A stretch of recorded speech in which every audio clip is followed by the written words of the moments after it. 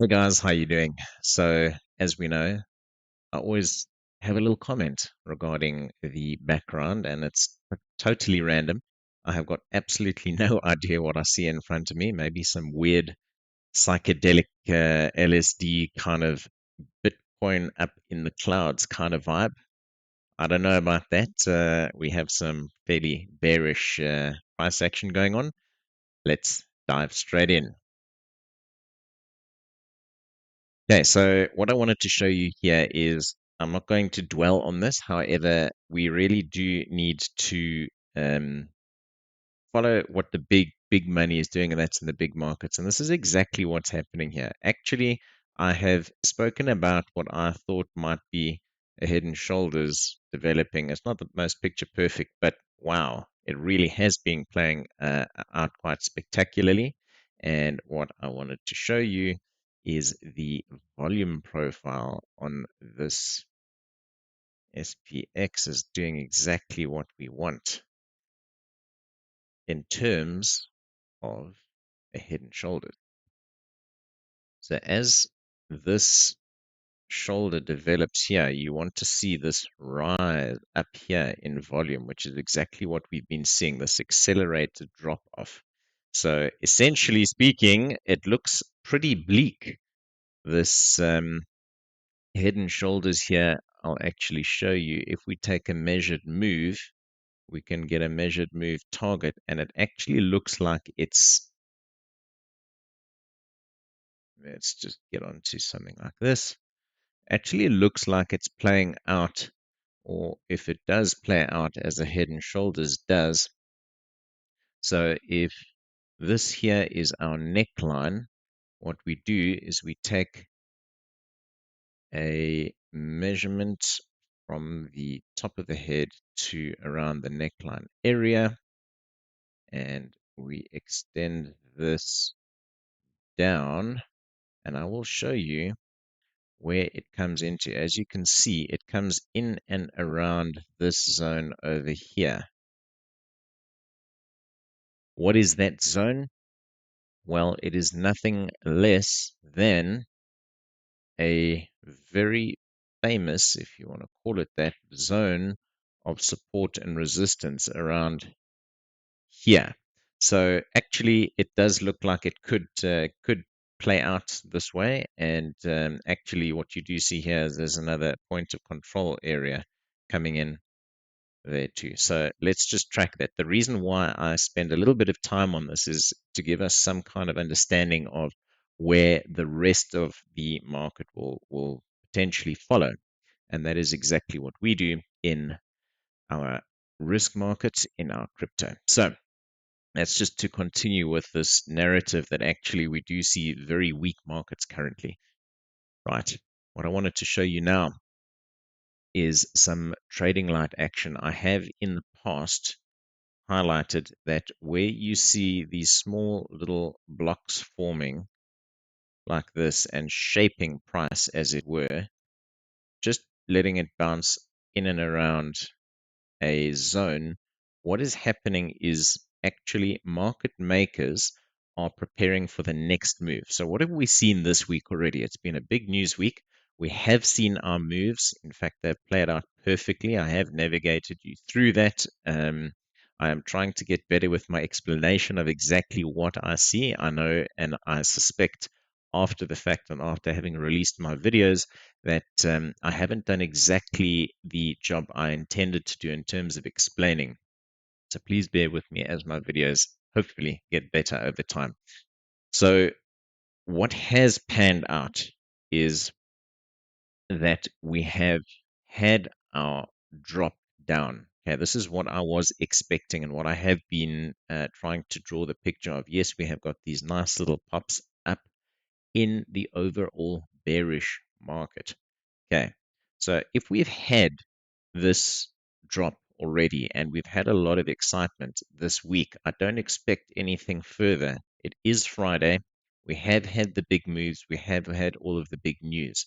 However, if you have a look at open interest, it's still pretty high. And that means to me one thing, that market makers want to grab that liquidity that is already in the market. They are traders that have committed to positions, and what they are wanting to do is set up for the next move. Typically, what happens is throughout the weekend in the crypto markets, well, I suppose all other markets are also pretty dead because they're not even open. But in the crypto markets, you'll see this very weak sort of price action. And what market makers are doing is they're trying to get the retailers bored into positions. They literally try to get retail traders to commit to a position such that they can grab that and move on. So this is already what I do see happening in areas like this. Okay, they're going to have this very boring kind of a zone that they're going to try to get us to commit into. So just be careful. There are still scalps to be had. Don't get me wrong. But just be wary and mindful of what is going on. You can see them literally trying to trap us into this kind of a zone over the next day or three until we get to Monday, and we'll see what we see when we get to Monday. So let us zoom out a little bit and I'll show you the major areas of liquidity. The major areas of liquidity, and why I say they're major is because they've been here for quite some time. You see, they're not just popping up like this over here. These tend to disappear as price comes into them because they are spoofed orders, which means that they aren't actually really committed orders. They're there to potentially attract retail traders to do something, to induce them to do something. The orders that you want to have a look at are these long-standing orders over here. So essentially, we've got 28K and we've got 26K. Pretty balanced market. However, we do have this continued bearish stance. So I'll show you how this plays out in a little bit. I do expect further continuation to the downside. And for the next day, I do see this very boring price action wedged in between this zone over here. Okay, let us move on to our charts. So exactly like I said yesterday, we had this area of supply over here, as you can see by the wicks, and I expected further downside because we were at the top of this Bollinger Band. We were at those very, very well-defined SR lines that were taken from this zone over here and extended across.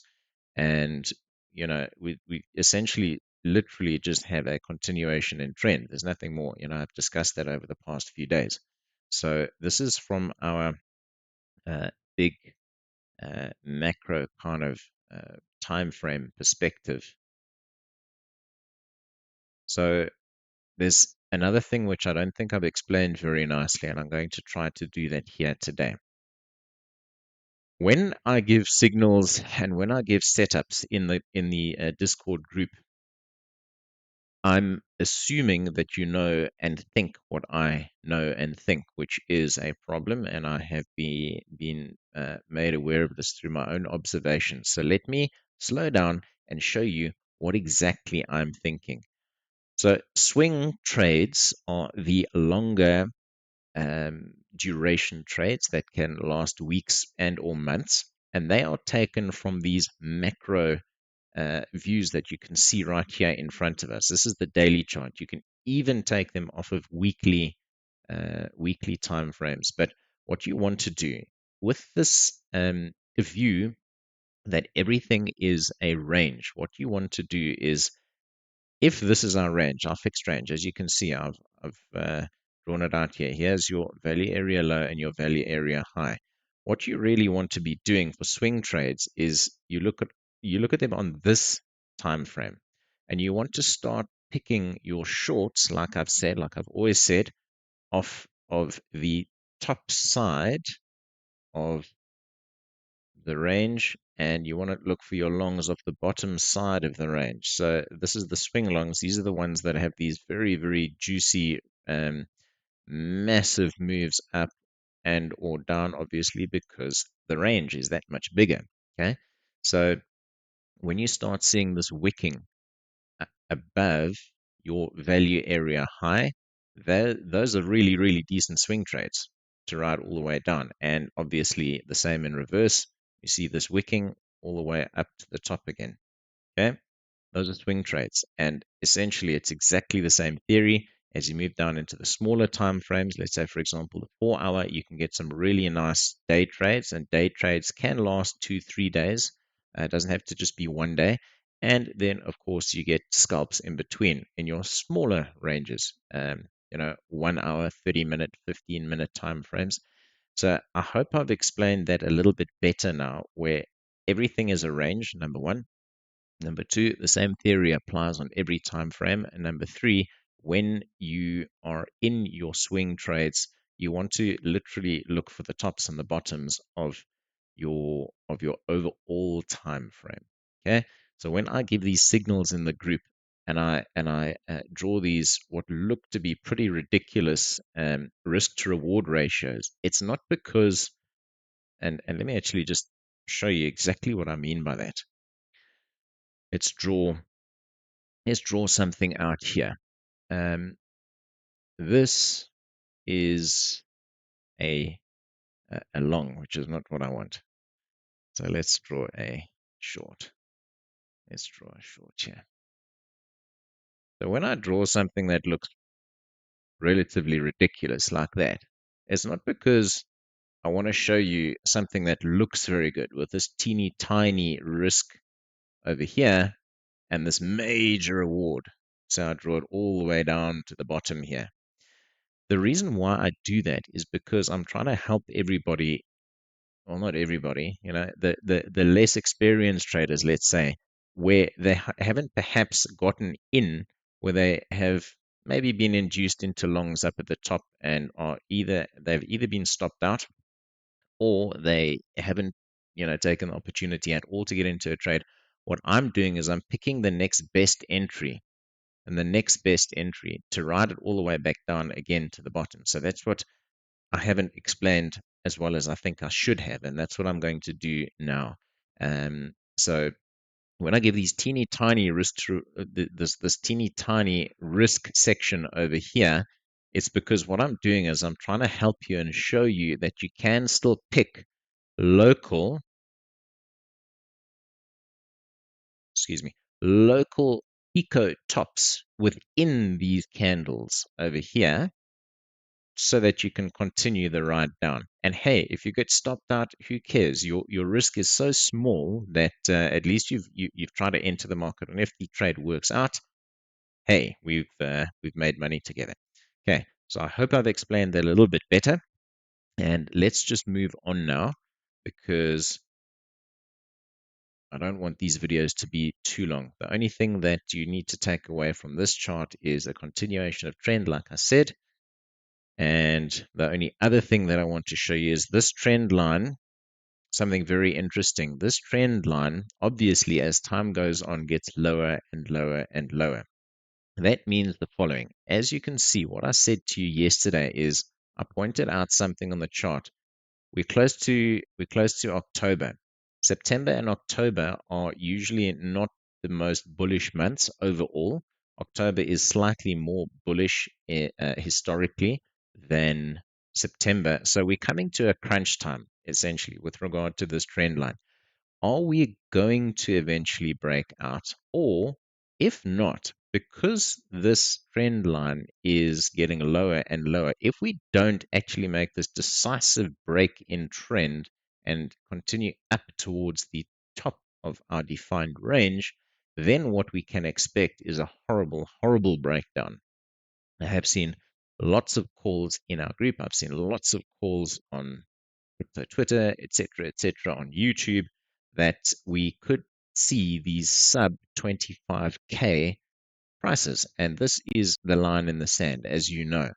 If we break this and we show that it now turns and flips into resistance, where it has previously been support, yeah, you can see fantastic support, as you know. If we turn this into resistance, because we have not claimed and broken this downtrend, if we have not done that, then boy oh boy, we are in for some big trouble. which is fine. If you prepare yourself mentally for that, and if you have some dry powder left, then there are some bargain potentially some bargain basement prices that we can jump in on with some spot buys. Okay, so that's what I wanted to just highlight in this higher time frame version of the chart. Let's now drill down into our 4 hour, and there are no changes to our support and resistance areas. They have been absolutely fantastic. Have a look at our AV WAP, and this has historically been absolutely fantastic, and it tracks and trends down. It is now turned into resistance, clearly. All right, we have had these very, very perfect areas.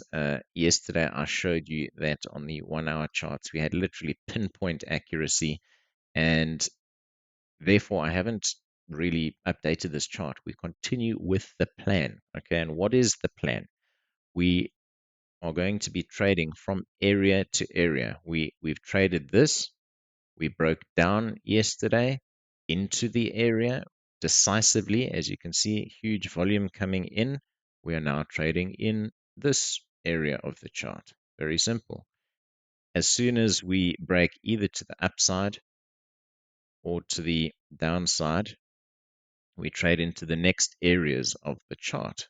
Very simple. Okay. There's nothing more to get excited about. And I'm trying to simplify everything for you. So right now we are in this area of the chart. This is now let's now drill down so that you can start seeing if you are flat, which means you're not in the market right now, you don't have any trades on.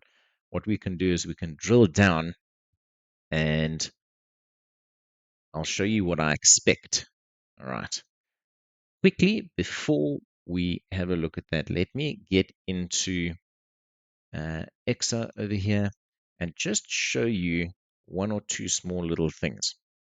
I have previously shown you sell and buy imbalances. That these are these lines that you see coming across here. So what I want to show you is this is untapped over here, and this is untapped over here. Bear that in mind.